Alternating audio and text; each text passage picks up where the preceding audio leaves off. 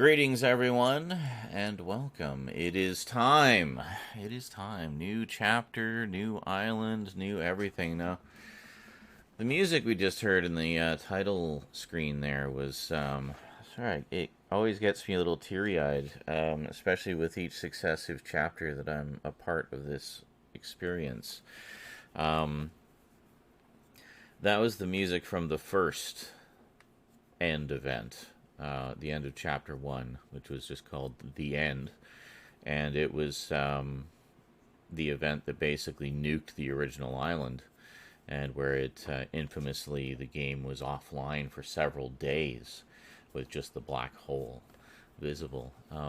That was the thing that actually initially intrigued me about Fortnite. Just it was. I watched a few live stream recordings of the end event, and it really just like instantly piqued my interest because it was just so well done, and really gave you, even having no context for it, but just seeing the reactions of the people watching, and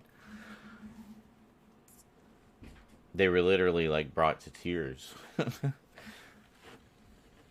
Kind of like how I am now, just kind of thinking about um, the different islands that we've all been a part of just since I've started, and how we'll never see them again. So, having been through a couple chapters now and several seasons, um, when I hear that music and remember those reactions, it holds so much more weight for me now, because it's like, I don't know, it's just this thing that it's like it's never, you have all these memories of all these places and all these adventures that you've had, and know that you will never ever be able to go back to those places again. So those cataclysmic, game-changing events can be quite emotional. And you look at the previous one, the end of chapter two, where we had this just rollicking adventure with high stakes and just epic set piece moments, and everything as you're being guided along by the Seven and with Jonesy, and you had Dwayne Johnson as the foundation, and just there was all this epicness going on, and it was a real, you felt like you were part of a big budget Hollywood blockbuster action movie. It was fantastic. And then we have the end of chapter three. Starts with the great opening cinematic of everybody, all the loopers taking on the Herald, and everything, and then we had like a 45-minute long fetch quest, and then we got the closing cinematic that leads into the new chapter. My point is like it basically forever changed the island, but I feel like we've hardly spent any time on that island. It was such a short season this time, or a short chapter this time around. Um, but not only that, but I feel like they didn't really make it an event. It didn't have anywhere near the same. If you look at the previous two chapter ending events, those ones are phenomenal. I mean, the first one was just an absolute masterpiece, I think, because I mean, it piqued a lot of people's curiosity about it, brought a lot of new people to the game,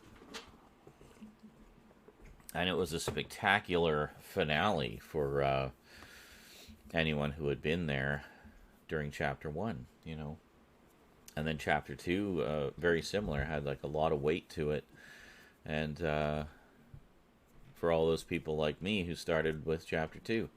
So suddenly we understood how all those people felt when chapter one ended. So anyway, let's check out chapter four, shall we? I was a little disappointed by the event. I kind of have to go with the crowd on that one. But new island, new stuff. Always fun. I haven't looked at anything. All I know is some of the things that were leaking during the downtime with the codes and stuff. So I know we're getting like dirt bikes, and I know what most of the Battle Pass characters are.